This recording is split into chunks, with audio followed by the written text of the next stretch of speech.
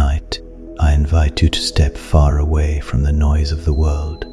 Close your eyes, let your breathing slow, and allow your mind to travel to a place where the forests stretch endlessly, where rivers whisper ancient secrets, and where silence speaks louder than words.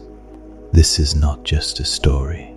This is a journey into the wild heart of the North, a land untouched, a land powerful, a land where men do not speak much, but where every glance, every shadow, and every footstep carries meaning. Tonight, we begin The Valley of Silent Men by James Oliver Curwood. There is nothing to solve, nothing to worry about, nothing to plan for tomorrow. Just listen. Let the rhythm of the words guide you. Let the stillness of the valley quiet your thoughts.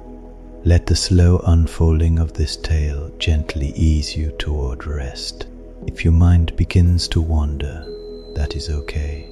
If you drift somewhere between wakefulness and sleep, that is even better. Because this story is here for one purpose: to help you relax, to help you empty your mind, to help you sleep deeply. And if you enjoy slow, immersive storytelling like this, consider subscribing, so each night you will always have a place to return, a place where stories replace stress and calm replaces chaos. Now, take one slow breath in and gently let it go. The fire is low. The wind moves softly through the pines. The valley waits, and our story begins. The Valley of Silent Men. The Valley of Silent Men, a story of the three White North. It is still Isquatum, the door which opens to the lower reaches of the Athabasca, the Slave, and the Mackenzie. It is somewhat difficult to find on the map, yet it is there, because its history is written in more than 140 years of romance and tragedy and adventure in the lives of men, and is not easily forgotten. Over the old trail, it was about 150 miles north of Edmonton. The railroad has brought it nearer to that base of civilization, but beyond it, the wilderness still howls as it has howled for 1,000 years, and the waters of a continent flow north and into the Arctic Ocean. It is possible that the beautiful dream of the real estate dealers may come true for the most avid of all the sportsmen of the earth. The money hunters have come up on the bumpy railroad that sometimes lights its sleeping cars with lanterns, and with them have come typewriters and stenographers, and the art of printing advertisements, and the golden rule of those who sell handfuls of earth to hope for purchasers thousands of miles away. Do others as they would to do you, and with it too has come the legitimate business of barter and trade, with eyes on all that treasure of the North, which lies between the Grand Rapids of the Athabasca and the edge of the Polar Sea.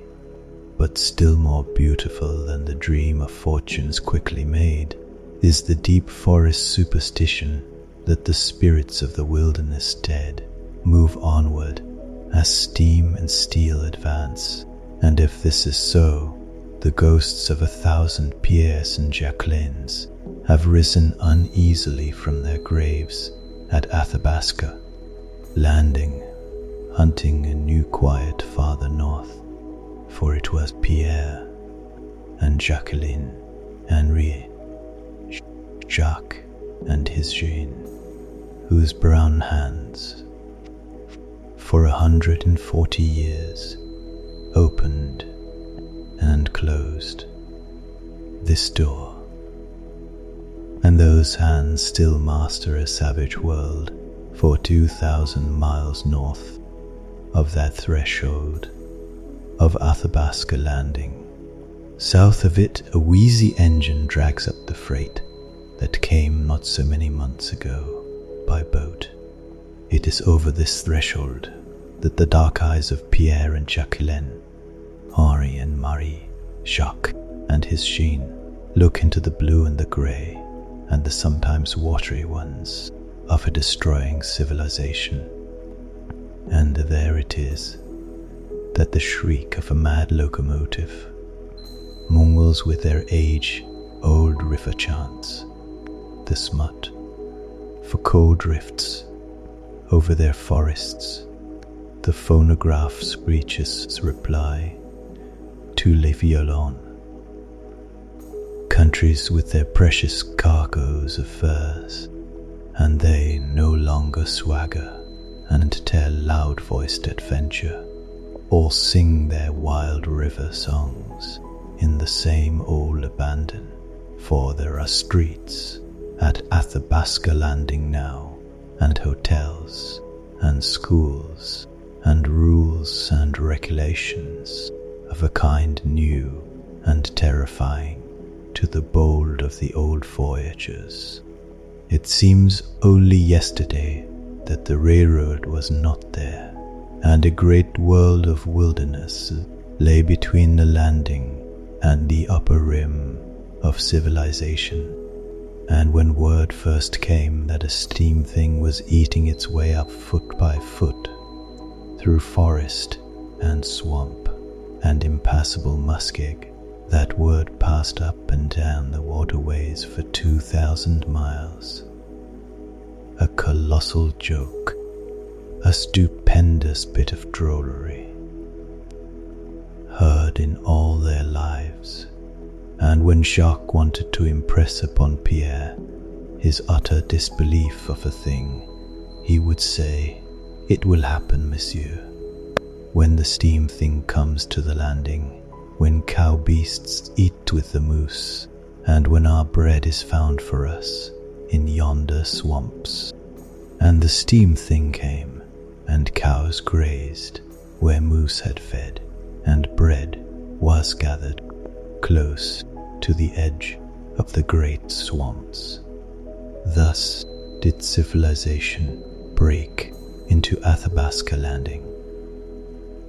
Northward from the landing, for 2,000 miles, reached the domain of the rivermen, and the landing, with its 227 souls before the railroad came, was the wilderness clearinghouse which sapped at the beginning of things.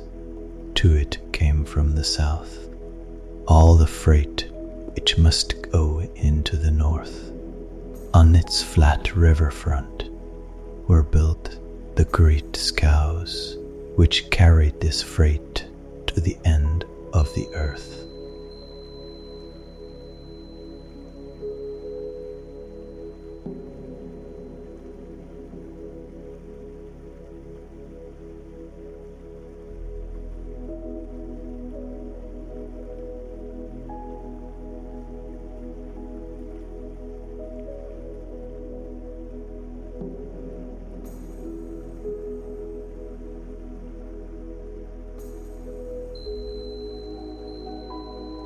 It was from the landing that the greatest of all river brigades set forth upon their long adventures, and it was back to the landing, perhaps a year or more later, that still smaller scows and huge canoes brought as the price of exchange their cargoes of furs. Thus, for nearly a century and a half, the larger craft, with their great sweeps and their wild-throated crews, had gone down the river toward the Arctic Ocean, and the smaller craft, with their still wilder crews, had come up the river toward civilization. The river, as the landing speaks of it, is the Athabasca, with its headwaters away off in the British Columbian Mountains, where Baptiste and MacLeod, explorers of old, gave up their lives to find where the cradle of it lay, and it sweeps past the landing, a slow and mighty giant, unswervingly on its way to the northern sea. With it, the river brigades set forth. For Pierre and Henri and Jacques, it is going from one end to the other of the earth. The Athabasca ends and is replaced by the Slave, and the Slave empties into Great Slave Lake, and from the narrow tip of that lake, the Mackenzie carries on for more than 1,000 miles to the sea. In this distance of the long water trail, one sees and hears Msferi. It is life, it is adventure, it is mystery and romance and hazard. Its tales are so many that books could not hold them. In the faces of men and women ne'er written, they lie buried in graves so old that the forest trees grow over them, epics of tragedy, of love, of the fight to live. And as one goes farther north, and still farther, just so do the stories of things that have happened change, for the world is changing, the sun is changing, and the breeds of men are changing. At the landing in July, there are 17 hours of sunlight.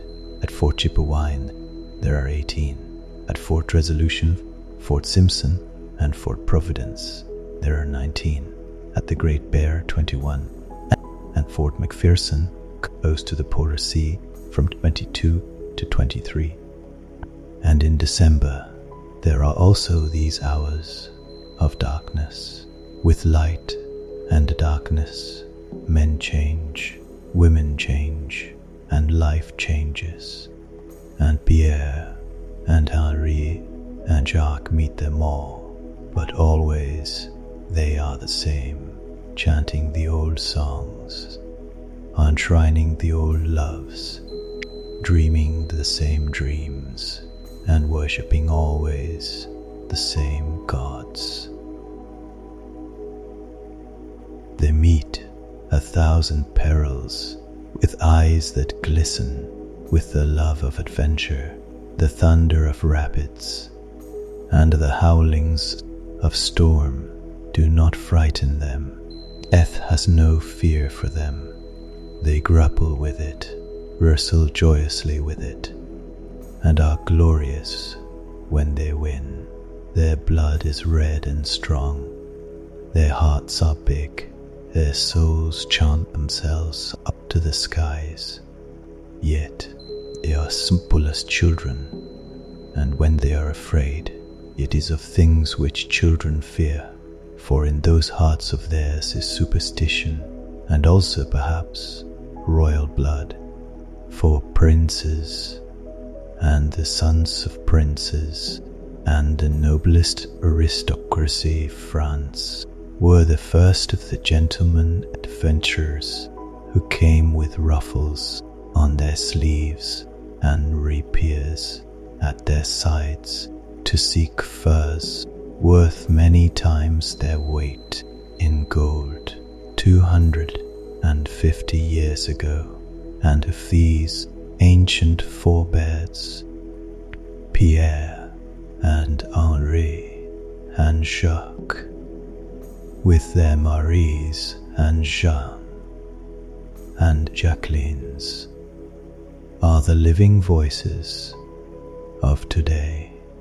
And these voices tell many stories. Sometimes they whisper them as the wind would whisper, for there are stories, weird and strange, that must be spoken softly. They darken no printed pages. The trees listen to them beside red campfires at night. Lovers tell them in the glad sunshine of day. Some of them are chanted in song.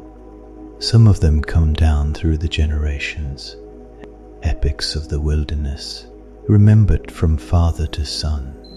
And each year there are the new things to pass, from mouth to mouth, from cabin to cabin, from the lower reaches of the Mackenzie to the far end of the world at Athabasca Landing. For the three rivers are always makers of romance, of tragedy, of adventure. The story will never be forgotten of Follette and Ladouceur swam their mad race through the death chute for love of the girl who waited at the other end, or of how Campbell O'Doone, the red-headed giant at Fort Resolution, fought the whole of a great brigade in his effort to run away with a scow, captain's daughter, and the brigade loved O'Doone, though it beat him, for these men of the strong north love courage and daring. The epic of the lost scow, how there were men who saw it disappear from under their very eyes, floating upward and afterward, riding swiftly away in the skies, is told and retold by strong-faced men, deep in whose eyes are the smouldering flames of an undying superstition. And these same men thrill. They tell over again the strange and unbelievable story of Hartsup, the aristocratic Englishman who set off into the north in all the glory of monocle and unprecedented luggage, and how he joined in a tribal war, became a chief of the Dog Ribs, and married a dark-eyed, sleek-haired little Indian beauty who is now the mother of his children. But deepest and most thrilling for all, the stories they tell are the stories of the long arm of the law, that arm which reaches for 2,000 miles from Athabasca Landing to the Polar Sea, the arm of the Royal Northwest Mounted Police. And of these is the story of Jim Kent we are going to tell. Of Jim Kent and of Marette, that wonderful little goddess of the Valley of Silent Men, in whose veins there must have run the blood of fighting men and of ancient queens.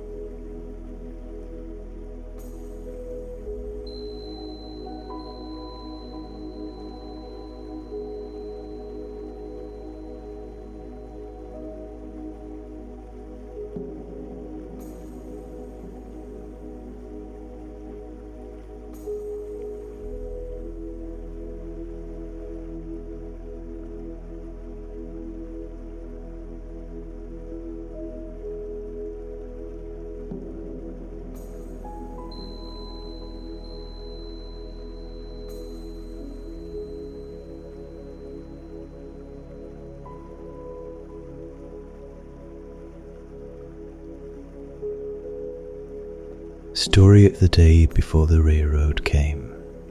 Chapter 1.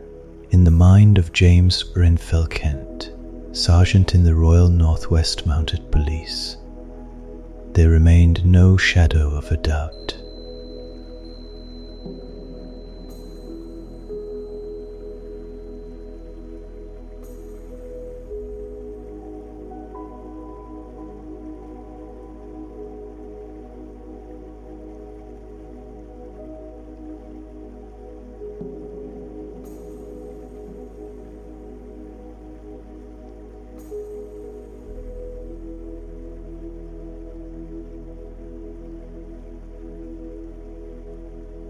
He knew that he was dying. He had implicit faith in Cardigan, his surgeon friend, and Cardigan had told him that what was left of his life would be measured out in hours, perhaps in minutes or seconds. It was an unusual case. There was one chance in 50 that he might live 2 or 3 days, but there was no chance at all that he would live more than 3. The end might come with any breath he drew into his lungs. That was the pathological history of the thing, as far as medical and surgical science knew of cases similar to his own. Personally, Kent did not feel like a dying man.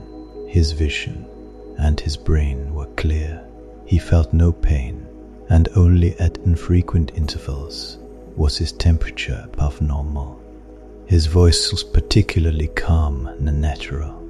At first he had smiled incredulously when Cardigan broke the news that the bullet which a drunken half-breed had sent into his chest 2 weeks before had nicked the arch of the aorta, thus forming an aneurysm.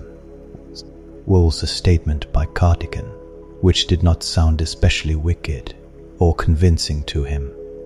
Aorta and an aneurysm held about as much significance for him as his perichondrium or the process of his stylomastoid. But Kent possessed an unswerving passion to grip at facts in detail, a characteristic that largely helped him to earn the reputation of being the best manhunter in all Northland service. So he had insisted, and his surgeon friend had explained. The aorta, he found, was the main blood vessel arching over and leading from the heart, and in nicking it, the bullet had so weakened its outer wall that it bulged out in the form of a sac, just as the inner tube of an automobile tire bulges through the outer casing when there is a blowout. And when that sac beefs way inside you, Cardigan had explained, you will go like that. He snapped forefinger and thumb to drive the fact home. After that, it was merely a matter of common sense to believe, and now, sure that he was about to die, Kent had acted. He was acting in the full health of his mind and extreme cognizance of the paralyzing shock he was contributing as a final legacy to the world at large. The tragedy of the thing did not oppress him. 1,000 times in his life he had discovered that humor and tragedy were very closely related, and that there were times when only the breadth of a hair separated the two. Many times he had seen a laugh change suddenly to tears, and tears to laughter. The tableau, as it presented itself about his bedside now, amused him. Its humor was grim, but even in these last hours of his life, he appreciated it. He had always more or less regarded life as a joke, a very serious joke, but a joke for all that, a whimsical and trickful sort of thing, laid by the great arbiter on humanity at large. And this last count in his own life, as it was solemnly and tragically ticking itself off, was the greatest joke. The amazed faces that stared at him, their passing moments of disbelief, their repressed but at times visible betrayals of horror, the steadiness of their eyes, the tenseness of their lips, all added to what he might have called, at another time, the dramatic artistry of his last great adventure. That he was dying did not chill him, or make him afraid, or put a tremble into his voice. The contemplation of throwing off the mere habit of breathing had never at any stage for 36 years of life appalled him. Those years, because he had spent a sufficient number of them in the raw places of the earth, had given him a philosophy and viewpoint of his own, both of which he kept unto himself, without effort to impress them on other people. He believed that life itself was the cheapest thing on the face of all the earth, All other things had their limitations. There was so much water and so much land, so many mountains and so many plains, so many square feet to live on, and so many square feet to be buried in. All things could be measured and stood up and catalogued, except life itself. Given time, he would say, a single pair of humans can populate all creation. Therefore, being the cheapest of all things, it was true philosophy that life should be the easiest for things to give up when the necessity came, which is only another way of emphasizing that Kant was not, and ever had been, afraid to die. But it does not say that it treasured life with less than the man in another room who, a day or so before, had fought like a lunatic before going under an anesthetic for the amputation of a bad finger. No man had loved life more than no man had lived nearer it. It had been a passion with him, full of dreams, and always with anticipations ahead. No matter how far short the realizations fell, he was an optimist, a lover of the sun and the moon and the stars, a worshipper of forests and of the mountains, a man who loved his life and who had fought for it, and yet who was ready, at last, to yield it up without a whimper when the fates asked for it. Bolstered up against his pillows, he did not look the part of a fiend he was confessing himself to be to the people about him. Sickness had not emaciated him. The bronze, feline, clean-cut face had faded a little, but the tanning of wind and sun and campfire was still there. His blue eyes were perhaps dulled somewhat by the nearness of death. One would not have judged him to be 36, even though over one temple there was a streak of grey in his blonde hair, a heritage from his mother, who was dead, looking at him as his lips quietly and calmly confessed himself beyond the pale of men's sympathy or forgiveness. One would have said that his crime was impossible. Through his window, as he sat bolstered up in his cot, Kent could see the slow-moving shimmer of the great Athabasca River as it moved on its way toward the Arctic Ocean. The sun was shining, and he saw the cool, thick masses of the spruce and cedar forests beyond, the rising undulations of wilderness ridges and hills, and through that open window he caught the sweet scents that came with a soft wind from out of the forests he had loved for so many years. "They have been my best friends," he had said to Cardigan, "and when this nice little thing you are promising happens to me, old man, I want to go with my eyes on them." So his cot was close to the window. Nearest to him sat Cardigan. In his face, more than in any of the others, was disbelief. Kedsty, inspector of the Royal Northwest Mounted Police, in charge of N Division, during an indefinite leave of absence of the superintendent, was paler even than the girl, whose nervous fingers were swiftly putting upon paper every word that was spoken by those in the room. O'Connor, Staff Sergeant, was like one struck dumb.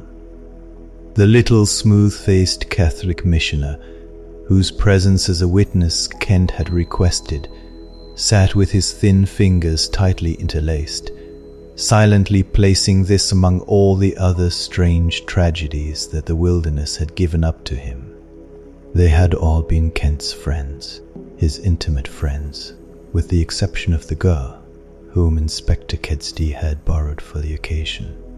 With the little missioner, he had spent many an evening, exchanging in mutual confidence the strange and mysterious happenings of the deep forests and of the great north beyond the forests. O'Connor's friendship was a friendship bred of the brotherhood of the trails. It was Kent and O'Connor who had brought down the two Eskimo murderers from the mouth of the Mackenzie, and the adventure had taken them 14 months. Kent loved O'Connor with his red face, his red hair, and his big heart, and to him the most tragic part of it all was that he was breaking this friendship now. But it was Inspector Kedsty, commanding N Division, the biggest and wildest division in all the Northland, that roused in Kent an unusual emotion, even as he waited for that explosion just over his heart, which the surgeon had told him might occur at any moment. On his deathbed, his mind still worked analytically, and Kedsty, since the moment he had entered the room, had puzzled Kent. The commander of N Division was an unusual man.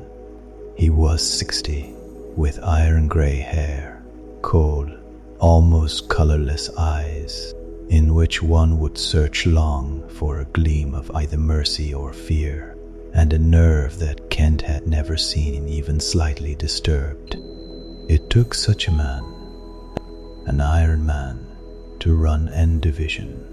According to law, for N Division covered an area of 620,000 square miles of wildest North America, extending more than 2,000 miles north degrees within the Arctic Circle. To police this area meant upholding the law in a country 14 times the size of the state of Ohio, and Kedsty was the man who had performed this duty, as only one other man had ever succeeded in doing it. Yet Kedsty, of the 5 about Kent, was most disturbed. His face was ash-grey. A number of times Kent had detected a broken note in his voice. He had seen his hands grip at the arms of the chair he sat in until the cords stood out on them as if about to burst. He had never seen Kedsty sweat until now. Twice, the inspector had wiped his forehead with a handkerchief. He was no longer Minisac, the Rock, a name given to him by the Crees. The armor that no shaft had ever penetrated seemed to have dropped from him. He had ceased to be Kedsty, the most dreaded inquisitor in the service. He was nervous, and Kent could see that he was fighting to repossess himself. "Of course, you know what this means to the service," he said in a hard, low voice. "It means disgrace," nodded Kent. "I know. It means a black spot on the otherwise bright escutcheon of N Division, but it cannot be helped. I killed John Barkley. The man you have got in the guardhouse, condemned to be hanged by the neck until he is dead, is innocent. I understand. It would not be nice for the service to let it be known that a sergeant in His Majesty's Royal Mounted is an ordinary murderer, but not an ordinary murderer," interrupted Kedsty. "As you have described it, the crime was deliberate, horrible, and inexcusable to its last detail. You were not moved by a sudden passion. You tortured your victim. It is inconceivable." "And yet true," said Kent. He was looking at the stenographer's slim fingers as they put down his words and Kedsty's. "A bit A bit of sunshine touched her bowed head, and he observed the red lights in her hair. His eyes swept to O'Connor, and in that moment the commander of N Division bent over him, so close that his face almost touched Kent's, and he whispered in a voice so low that no one of the other four could hear, "Kent, you lie." "No, it is true," replied Kent. Ketsty drew back, again wiping the moisture from his forehead. "I killed Barclay, and I killed him as I planned that he should die," Kent went on. "It was my desire that he should suffer. The one thing which I shall not tell you is why I killed him, but it was a sufficient reason." He saw the shuddering tremor that swept through the shoulders of the girl, was putting down the condemning notes. "And you refused to confess your motive?" "Absolutely. Except that he had wronged me in a way that deserved death, and you make this confession knowing that you are about to die." The flicker of a smile passed over Kent's lips. He looked at O'Connor, and for an instant saw in O'Connor's eyes a flash of their old comradeship. "Yes, Dr. Cardigan has told me. Otherwise, I should have let the man in the guardhouse hang. It is simply that this cursed bullet has spoiled my luck and saved him." Ketsty spoke to the girl. For half an hour, she read her notes, and after that, Kent wrote his name on the last page. Then Ketsty rose from his chair. "We have finished, gentlemen," he said. They trailed out, the girl hurrying through the door first, in her desire to free herself of an ordeal that had strained every nerve in her body. The commander of N Division was last to go. Cardigan hesitated, as if to remain, but Ketsty motioned him on. It was Ketsty who closed the door, and as he closed it, he looked back, and for a flash, Kent met his eyes squarely. In that moment, he received an impression which he had not caught while the inspector was in the room. It was like an electrical shock in its unexpectedness, and Ketsty must have seen the effect of it in his face, for he moved back quickly and closed the door. In that instant, Kent had seen in Ketsty's eyes and face a look that was not only of horror, but what in the face and eyes of another man he would have sworn was fear. It was a gruesome moment in which to smile, but Kent smiled. The shock was over. By the rules of the criminal code, he knew that Ketsty even now was instructing Staff Sergeant O'Connor to detail an officer to guard his door. The fact that he was ready to pop off at any moment would make no difference in the regulations of the law, and Ketsty was a stickler for the law, as it was written. Through the closed door, he heard voices indistinctly. Then there were footsteps dying away. He could hear the heavy thump of O'Connor's big feet. O'Connor had always walked like that, even on the trail. Softly then, the door reopened, and Father Leon, the little missioner, came in. Kent knew that this would be so, for Father Leon knew neither code nor creed that did not reach all the hearts of the wilderness. He came back, sat down close to Kent, and took one of his hands and held it closely in both of his own. They were not the soft, smooth hands of the priestly hierarchy, but were hard with the callosity of toil, yet gentle with the gentleness of a great sympathy. He had loved Kent yesterday, when Kent had stood clean in the eyes of both God and men, and he still loved him today, when his soul was stained with a thing that must be washed away with his own life. "I am sorry, lad," he said. "I am sorry." Something rose up in Kent's throat that was not the blood he had been wiping away since morning. His fingers returned the pressure of the little missioner's hands. Then he pointed out through the window to the panorama of shimmering river and green forests. "It is hard to say goodbye to all that, Father," he said. "But if you do not mind, I would rather not talk about it. I am not afraid of it. And why be unhappy? Because one has only a little while to live. Looking back over your life, does it seem so very long ago that you were a boy, a small boy? The time has gone swiftly, very swiftly. It seems only yesterday. Also, yes, only yesterday. Also." Kent's face lit up with the whimsical smile that long ago had reached the little missioner's heart. "Well, that is the way I am looking at it, Father. There is only a yesterday, a today, and tomorrow in the longest of our lives. Looking back from 70 years is not much different from looking back from 36 when you are looking back and not ahead. Do you think what I have just said will free Sandy Matriga? There is no doubt. Your statements have been accepted to the deathbed confession." The little missioner, instead of Kent, was betraying a bit of nervousness. "There are matters, my son, some few matters, which you will want attended to. Shall we not talk about them? You mean your people first? I remember that once you told me there was no one, but surely there is someone somewhere."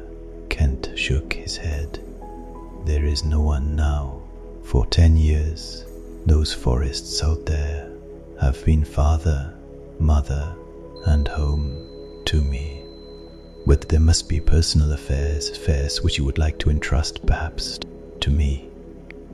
Kent's face brightened, and for an instant, a flash of humor leaped into his eyes. "It's funny," he chuckled. "Since you remind me of it, Father, it is quite in form to make my will. I have bought a few little pieces of land. Now that the railroad has almost reached us from Edmonton, if for their plan, they have jumped up from the $700 or $800 I gave for them to about 10,000. I want you to sell the lots and use the money in your work. Put as much of it on the Indians as you can. They have always been good brothers to me."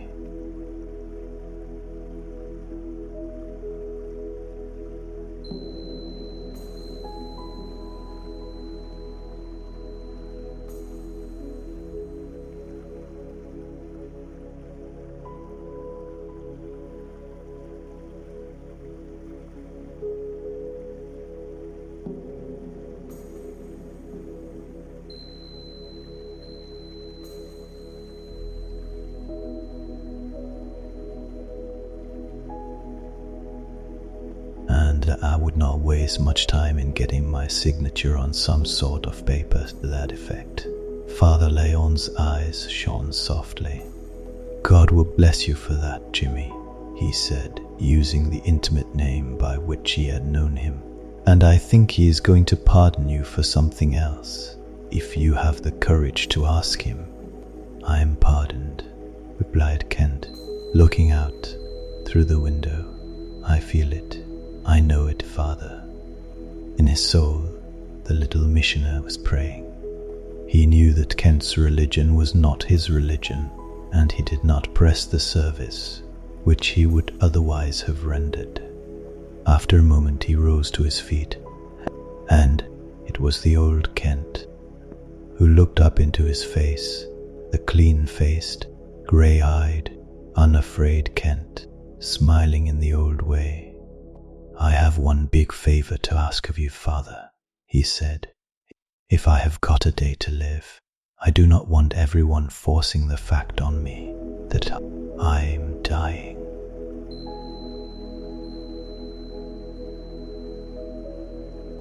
if I have any friends left, I want them to come in and see me and talk and crack jokes.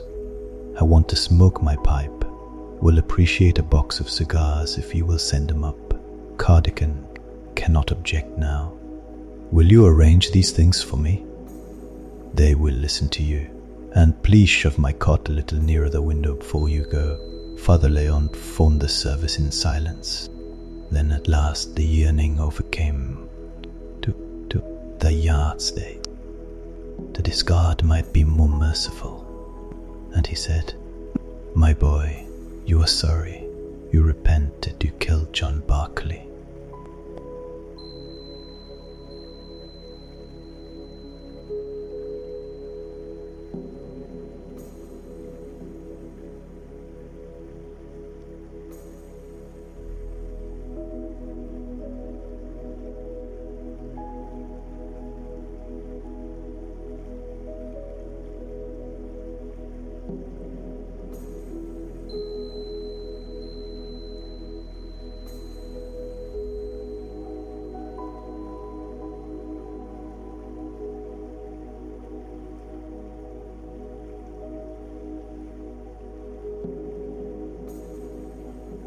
No, I am not sorry.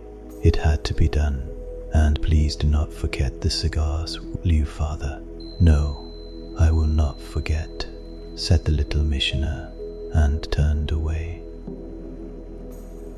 As the door opened and closed behind him, the flash of humor leaped into Kent's eyes again, and he chuckled even as he wiped another of the telltale stains of blood from his lips. He had played the game, and the funny part about it was that no one in all the world would ever know except himself. Perhaps. Chapter 2. Outside Kent's window was spring, the glorious spring of the Northland, and in spite of the death grip that was tightening in his chest, he drank it in deeply and leaned over so that his eyes traveled over wide spaces of the world. It occurred to him that he had suggested this knoll that overlooked both settlement and river, as the site for the building which Dr. Cardigan called his hospital. It was a structure rough and unadorned, unpainted, and sweetly smelling with the aroma of the spruce trees from the heart of which its unplaned lumber was cut.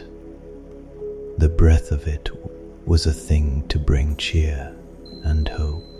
Its silvery walls, in places golden and brown with pitch and freckled with knots, spoke joyously of life that would not die, and the woodpeckers came and hammered on it as though it were still a part of the forest, and red squirrels chattered on the roof and scampered about in play with a soft patter of feet. It is a pretty poor specimen of man that would die up here with all that under his eyes, Kent had said a year before, when he and Cardigan had picked out the site. If he died looking at that, why, he just simply ought to die, Cardigan, he had laughed. And now he was, that poor specimen, looking out on the glory of the world. His vision took in south and a part of the east and west, and in all those directions there was no end of the forest.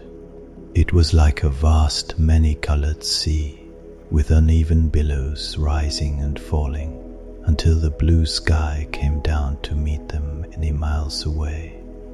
More than once his heart ached at the thought of the two thin ribs of steel creeping up foot by foot and mile by mile from Edmonton, 150 miles away. It was to him a desecration, a crime against nature, the murder of his beloved wilderness. For in his soul that wilderness had grown to be more than a thing of spruce and cedar and balsam, of poplar and birch, more than a great unused world of river and lake and swamp. It was an individual, a thing. His love for it was greater than his love for man. It was his inarticulate God. It held him as no religion in the world could have held him, and deeper it had drawn him into the soul of itself, delivering up to him one by one its guarded secrets and its mysteries, opening for him page by page the book that was the greatest of all books. And it was the wonder of it now, the fact that it was near him, about him, embracing him, glowing for him in the sunshine, whispering to him in soft breath of the air, nodding and talking to him from the crest of every ridge, that gave to him a strange happiness even in these hours when he knew that he was dying. And then his eyes fell nearer to the settlement, which nestled along the edge, over the shining river. The poison of speculation was stirring, but it had not yet destroyed. Athabasca Landing was still the door that opened and closed on the great north. Its buildings were scattered and few, and built of logs and rough lumber. Even now he could hear the drowsy hum of the distant sawmill that was lazily turning out its grist. Not far away, the wind-worn flag of the British Empire was floating over a Hudson Bay Company's post that had bartered in the trades of the North for more than 100 years. Through that 100 years, Athabasca Landing had pulsed with the heartbeats of strong men bred to the wilderness. Through it, working its way by river and ox sledge from the south, had gone the precious freight for which the farther north gave in exchange its still more precious furs. And today, as Kent looked down upon it, he saw that same activity as it had existed through the years of a century. A brigade of scows, laden to their gunwales, was just sweeping out into the river and into its current. Kent had watched the loading of them. Now he saw them drifting lazily out from the shore, their long sweeps glinting in the sun, their crews singing wildly and fiercely their beloved chanson des voyageurs as their faces turned to the adventure of the north. In Kent's throat rose a thing which he tried to choke back, but which broke from his lips in a low cry, almost a sob. He heard the distant singing, wild and free as the forests themselves, and he wanted to lean out of his window and shout a last goodbye for the brigade, a company brigade, the brigade that had chanted its songs up and down the water reaches of the land for more than 250 years, was starting north. And he knew where it was going, north and still farther north, 100 miles, 500, 1,000, and then another 1,000 before the last of the scows unburdened itself of its precious freight. For the lean and brown-visaged men who went with them, there would be many months of clean living and joyous thrill under the open skies. Overwhelmed by the yearning that swept over him, Kent leaned back against his pillows and covered his eyes, and in those moments his brain painted for him swiftly and vividly the things he was losing. Tomorrow or next day he would be dead, and the river brigade would still be sweeping on on into the grand rapids of the Athabasca, fighting the death chute, hazarding valiantly the rocks and rapids of the Grand Cascade, the whirlpools, the Devil's Mouth, the thundering roar and boiling dragon, teeth of the Black Run, onto the end of the Athabasca, to the Slave, and into the Mackenzie, until the last rock-blunted nose of the outfit drank the tide water of the Arctic Ocean, and he, James Kent, would be dead. He uncovered his eyes, and there was a wan smile on his lips as he looked forth once more. There were 16 scows in the brigade, and the biggest, he knew, was captained by Pierre Rossand. He could fancy Pierre's big red throat swelling in mighty song, for Pierre's wife was waiting for him 1,000 miles away. The scows were caught steadily now in the grip of the river, and it seemed to Kent, as he watched them go, that they were the last fugitives fleeing from the encroaching monsters of steel. Unconscious of the act, he reached out his arms, and his soul cried out its farewell, even though his lips were silent. He was glad when they were gone, and when the voices of the chanting oarsmen were lost in the distance. Again he listened to the lazy hum of the sawmill, and over his head he heard the velvety run of a red squirrel, and then its reckless chattering. Across his cot fell a patch of golden sunlight.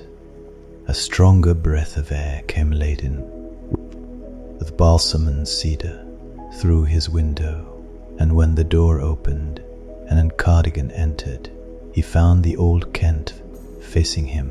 There was no change in Cardigan's voice or manner as he greeted him, but there was a tenseness in his face which he could not conceal. He had brought in Kent's pipe and tobacco. These he laid on a table until he had placed his head close to Kent's hearty, listening to what he called the breed, the rushing of blood through the aneurysmal sac. "Seems to me that I can hear it myself now and then," said Kent. "Worse," is nodded. Cardigan nodded. "Smoking may hurry it up a bit," he said. "Still, if you want to," Kent held out his hand for the pipe and tobacco. "It is worth it." "Thanks, old man." Kent loaded the pipe, and Cardigan lighted a match. For the first time in 2 weeks, a cloud of smoke issued from between Kent's lips. "The brigade is starting north," he said. "Mostly Mackenzie River freight," replied Cardigan. "A long run, the finest in all the north. 3 years ago, O'Connor and I made it with the Follett outfit. Remember Follett and Lalissa? They both loved the same girl, and being good friends, they decided to settle the matter by a swim through the death chute. The man who came through first was to have her. God, Cardigan, what funny things happen. Follett came out first, but he was dead. He would brained himself on a rock, and to this day, La Douceur has not married the girl because he says Follett beat him, and that Follett's something or other would haunt him if he did not play fair. It is a queer." He stopped and listened. In the hall was the approaching tread of unmistakable feet. "O'Connor," he said. Cardigan went to the door and opened it as O'Connor was about to knock. When the door closed again, the staff sergeant was in the room alone with Kent. In one of his big hands, he clutched a box of cigars, and in the other, he held a bunch of vividly red fire flowers. "Father Leon shoved these into my hands as I was coming up," he explained, dropping them on the table. And I'm breaking regulations to come up and tell you something, Jimmy. I never call you a liar in my life, but I am calling you one now. He was gripping Kent's hands in the fierce clasp of friendship that nothing could kill. Kent winced, but the pain of it was joy. He had feared that O'Connor, like Kedsty, must of necessity turn against him. Then he noticed something unusual in O'Connor's face and eyes. The staff sergeant was not easily excited, yet he was visibly disturbed now. I do not know what the others saw when you were making that confession, Kent. Maybe my eyesight was better because I spent 1.5 years with you on the trail. You were lying. What is your game, old man? Kent groaned. Have I got to go all over it again? He appealed. O'Connor began thumping back and forth over the floor. Kent had seen him that way sometimes in camp, when there were perplexing problems ahead of them. You did not kill John Barclay, he insisted. I do not believe you did, and Inspector Kedsty does not believe it. Yet, mighty queer part of it is, what? That Kedsty's acting on your confession in a big hurry. I do not believe this according to Hoyle, as the regulations are written, but he's doing it, and I want to know. It is the biggest thing I ever wanted to know. Did you kill Barclay? O'Connor, if you do not believe a dying man's word, you have not much respect for death, have you? That is the theory on which the law works, but sometimes it is not human. Confounded man. 999. Yes. O'Connor sat down, and with his fingernails pried open the box of cigars. Mind if I smoke with you? He asked. I need it. I am shot up with unexpected things this morning. Do you care if I ask you about the girl? The girl, exclaimed Kent. He sat up straighter, set him to O'Connor. The staff sergeant's eyes were on him with questioning steadiness. I see, you do not know her, he said, lighting his cigar. Neither do I. Never saw her before. That is why I am wondering about Inspector Kedsty. I tell you, it is queer. He did not believe you this morning, yet he was all shot up. He wanted me to go with him to his house. The cord stood out on his neck like that, like my little finger. Then suddenly he changed his mind and said we would go to the office. That took us along the road that runs through the poplar grove. It happened there. I am not much of a girl's man, Ken, and I would be a fool to try to tell you what she looked like.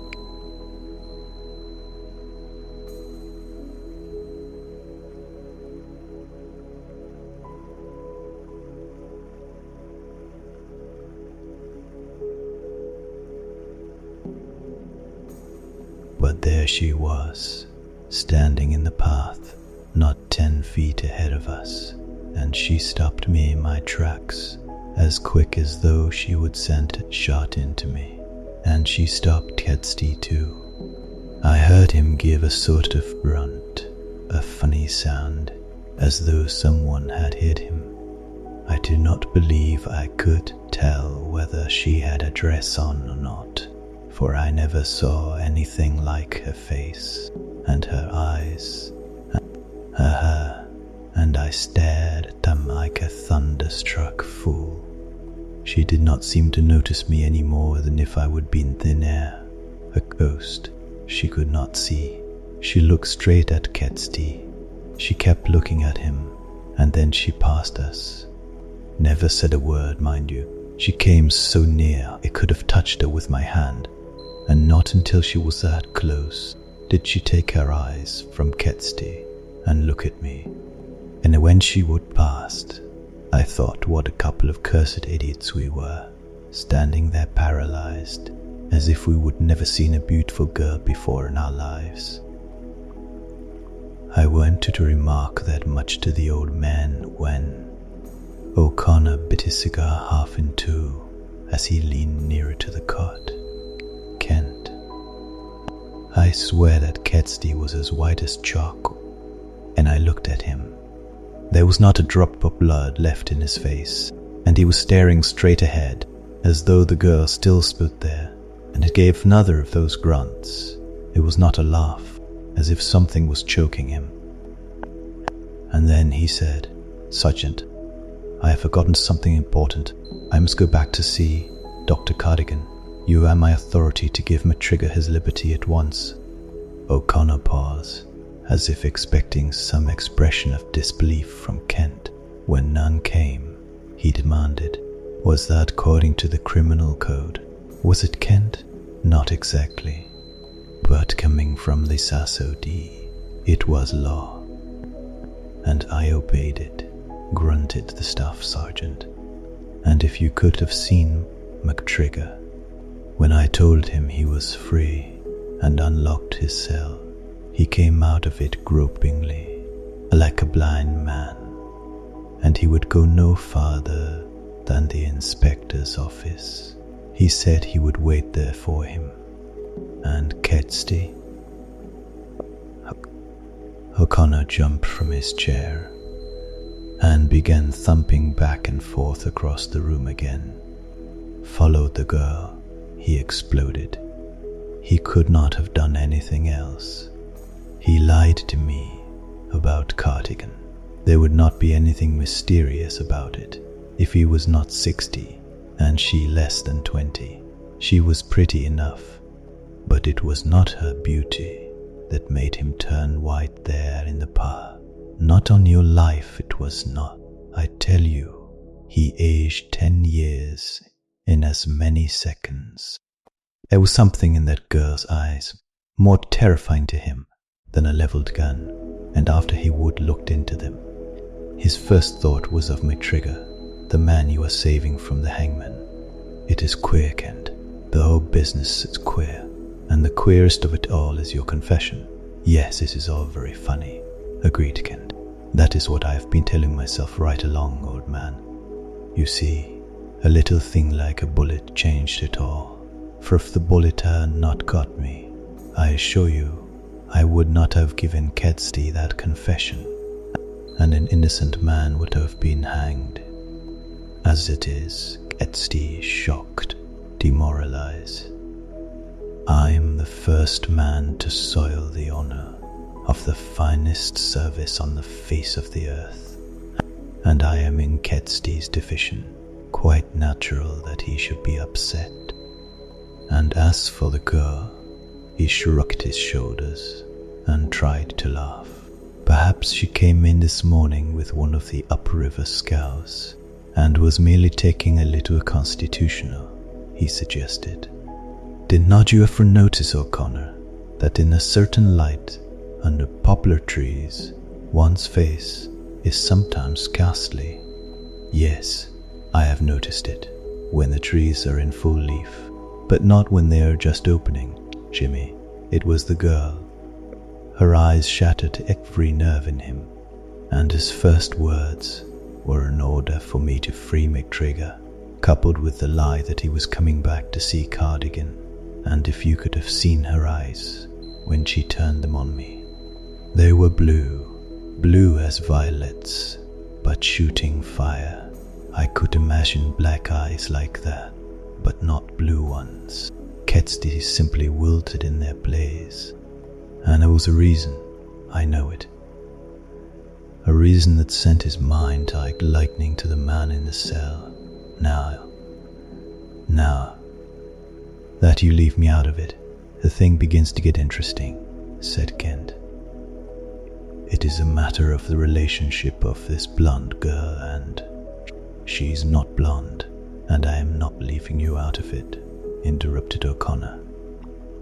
I never saw anything so black in my life as her hair. It was magnificent. If you saw that girl once, you would never forget her again. As long as you lived, she has never been in Athabasca Landing before, or anywhere near here. If she had, we surely would have heard about her. She came for a purpose, and I believe that purpose was accomplished when Ketzty gave me the order to free Matriga. That is possible and probable, agreed Kent. I always said you were the best clue analyst in the force, Bucky, but I do not see where I come in. O'Connor smiled grimly. You do not? Well, I may be both blind and a fool, and perhaps a little excited. But it seemed to me that from the moment Inspector Ketzty laid his eyes on that girl, he was a little too anxious to let Matriga go and hang you in his place. A little too anxious, Kent.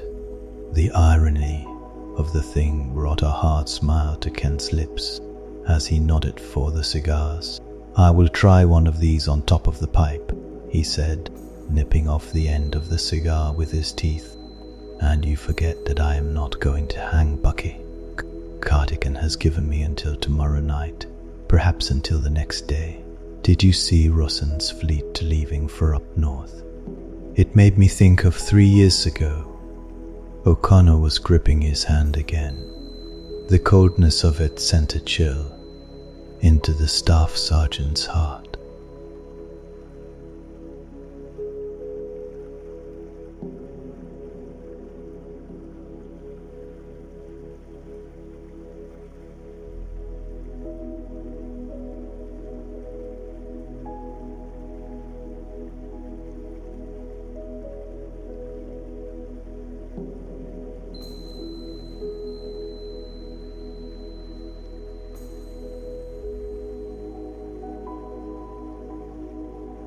He rose and looked through the upper part of the window so that the twitching in his throat was hidden from Kent.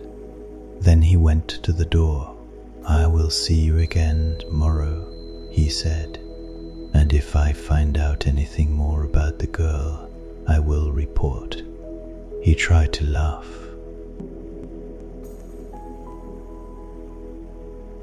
Chapter 3. Again the world came back to Kent. The world that lay just beyond his open window. But scarcely had O'Connor gone when it began to change. And in spite of his determination to keep hold of his nerve, Kent felt creeping up with that change. A thing that was oppressive and smothering. Swiftly the distant billowings of the forests were changing their tones and colors. Under the darkening approach of storm, the laughter of hills and ridges went out. The shimmer of spruce and cedar and balsam turned to a somber black. The flashing coal and silver of birch and poplar dissolved into a ghostly and unanimated grey that was almost invisible. A deepening in somber gloom spread itself like a veil over the river that only a short time before had reflected the glory of the sun in the faces of dark-visaged men of the company brigade. And with the gloom came steadily nearer a low rumbling of thunder. For the first time since the mental excitement of his confession, Kent felt upon him an appalling loneliness. He still was not afraid of death, but a part of his philosophy was gone. It was, after all, a difficult thing to die alone. He felt that the pressure in his chest was perceptibly greater than it had been an hour or two before, and the thought grew upon him that it would be a terrible thing of explosion to come when the sun was not shining. He wanted O'Connor back again. He had the desire to call out for Cardigan. He would have welcomed Father Leon with a glad cry. Yet more than all else would he have had at his side in these moments of distress a woman. For the storm, as it massed, heavier and nearer, filling the earth with its desolation, bridged vast spaces for him, and he found himself suddenly face to face with the might-have-beens of yesterday. He saw, as he had never guessed before, the immeasurable gulf between helplessness and the wild brute freedom of man, and his soul cried out, not for adventure, not for the savage strength of life, but for the presence of a creature frailer than himself. Yet in the gentle touch Fool's hand lay the might of all humanity. He struggled with himself. He remembered that Dr. Cardigan had told him there would be moments of deep depression, and he tried to fight himself out of the grip of this that was on him. There was a bell at hand, but he refused to use it, for he sensed his own cowardice. His cigar had gone out, and he relighted it. He made an effort to bring his mind back to O'Connor and the mystery girl and Kedsty. He tried to visualize Mitriga, the man he had saved from the hangman, waiting for Kedsty in the office at barracks. He pictured the girl as O'Connor had described her, with her black hair and blue eyes, and then the storm broke. The rain came down in a deluge, and scarcely had it struck when the door opened, and Cardigan hurried in to close the window. He remained for half an hour, and after that young Mercer, one of his 2 assistants, came in at intervals. Late in the afternoon, it began to clear up, and Father Leon returned with papers properly made out for Kent's signature. He was with Kent until sundown, when Mercer came in with supper. Between that hour and 10 o'clock, Kent observed a vigilance on the part of Dr. Cardigan, which struck him as being unusual. 4 times he listened with the stethoscope at his chest, but when Kent asked the question which was in his mind, Cardigan shook his head. "It is no worse, Kent. I do not think it will happen tonight." In spite of this assurance, what positive there was in Cardigan's manner, an anxiety of a different quality than he had perceived earlier in the day. The thought was a definite and convincing one. He believed that Cardigan was smoothing the way with a professional lie. He had no desire to sleep. His light was turned low, and his window was open again, for the night had cleared.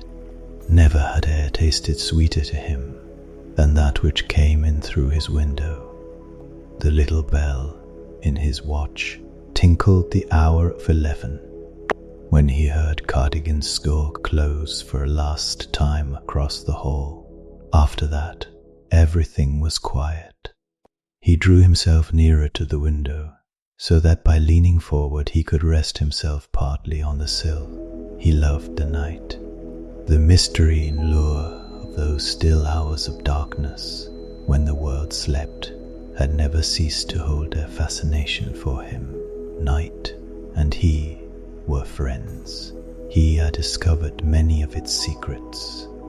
1,000 times he had walked hand in hand with the spirit of it, approaching each time a little nearer to the heart of it, mastering its life, its sound, the whispering languages of that other side of life, which rises quietly and as if in fear to live and breathe long after the sun has gone out. To him, it was more wonderful than day, and this night that lay outside his window now was magnificent.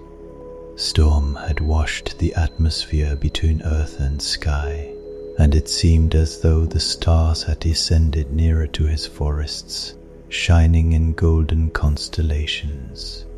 The moon was coming up late, and he watched the ruddy glow of it as it rode up over the wilderness, a splendid queen entering upon a stage already prepared by the lesser satellites for her coming.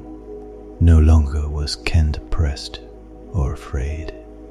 In still deeper inhalations, He drank the night air into his lungs, and in him there seemed to grow slowly a new strength. His eyes and ears were wide open and attentive. The town was asleep, but a few lights burned dimly here and there along the river's edge, and occasionally a lazy sound came up to him, the clink of a scow chain, the bark of a dog, the rooster crowing. In spite of himself, he smiled at that. Old Duperos rooster, the foolish bird, had always crowed himself hoarse when the moon was bright, and in front of him, not far away, were two white, lightning-shriven spruce stubs standing like ghosts in the night.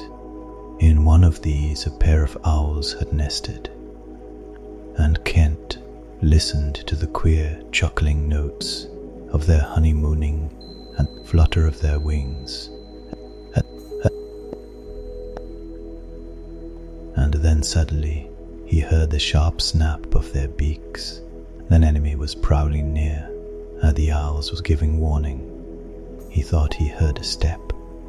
In another moment or two, the step was unmistakable. Someone was approaching his window from the end of the building. He leaned over the sill and found himself staring into O'Connor's face. "These confounded feet of mine," grunted the staff sergeant. "Were you asleep, Kent? Wide awake as those owls," assured Kent. O'Connor drew up to the window. "I saw your light and thought you were awake," he said. "I wanted to make sure Cardigan was not with you. I do not want him to know I am here. And, if you do not mind, will you turn off the light? Kedsty is awake too, as wide awake as the owls." Kent reached out a hand. His room was in darkness, set for the glow of moon and stars. O'Connor's bulk at the window shut out a part of this. His face was half in bloom. "It is a crime to come to you like this, Kent," he said, keeping his big voice down to a whisper. "But I had to. It is my last chance, and I know there is something wrong. Kedsty is getting me out of the way, because I was with him when he met the girl over in the poplar bush. I am detailed on special duty up at Fort Simpson, 2,000 miles by water, if it is afoot. It means 6 months, or a year. We leave in the motorboat at dawn to overtake Rossand and his outfit, so I had to take this chance of seeing you. I hesitated until I knew that someone was awake in your room. I am glad you came," said Kent warmly. "And, good God, how I would like to go with you, Bucky." "If it was not for this thing in my chest, ballooning up for an explosion—" "I would not be going," interrupted O'Connor in a low voice. "If you were on your feet, Kent, there are a number of things that would not be happening. Something mighty queer has come over Kedsty since this morning. He is not the Kedsty you knew yesterday, or for the last 10 years. He is nervous, and I miss my guess. If he is not constantly on the watch for someone, and he is afraid of me, I know it. He is afraid of me, because I saw him go to pieces when he met that girl. Fort Simpson is simply a frame-up to get me away for a time. He tried to smooth the edge off the thing by promising me an inspectorship within the year. That was this afternoon, just before the storm. Since then," O'Connor turned and faced the moonlight for a moment. "Since then, I have been on a still hunt for the girl and Sandy McTrigger," he added. "And that they've disappeared, Kent. I guess McTrigger just melted away into the woods, but it is the girl that puzzles me.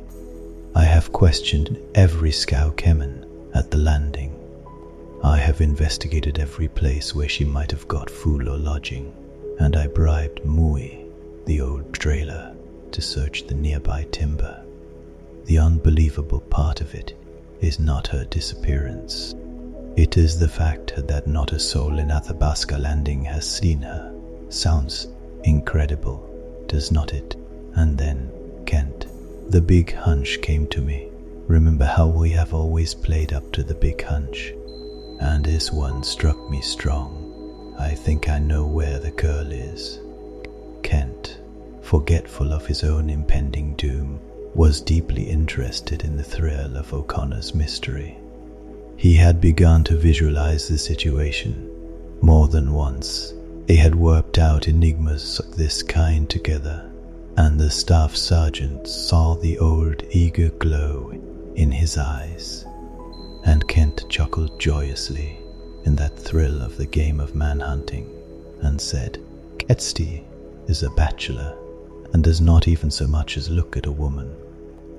But he likes home life, and has built himself a log bungalow somewhat removed from the town," added O'Connor, "and his Chinaman cook and housekeeper is away."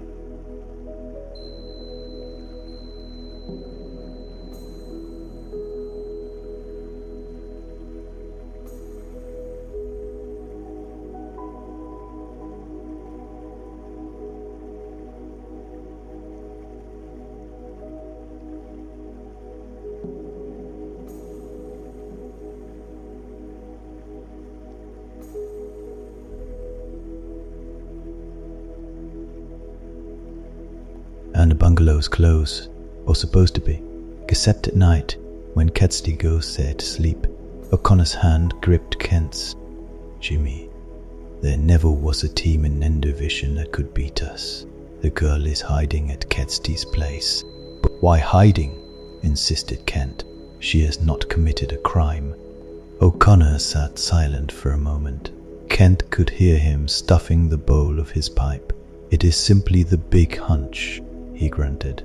"It has got hold of me, Kent, and I cannot throw it off."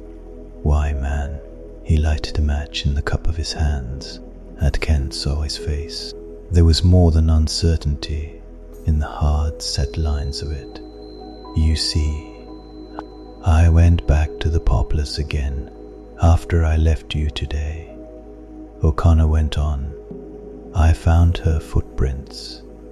She had turned off the trail, and in places they were very clear. She had on high-heeled shoes, Kent, those Frenchy things, and I swear her feet cannot be much bigger than babies. I found where Kedsty caught up with her, and the moss was pretty well beaten down."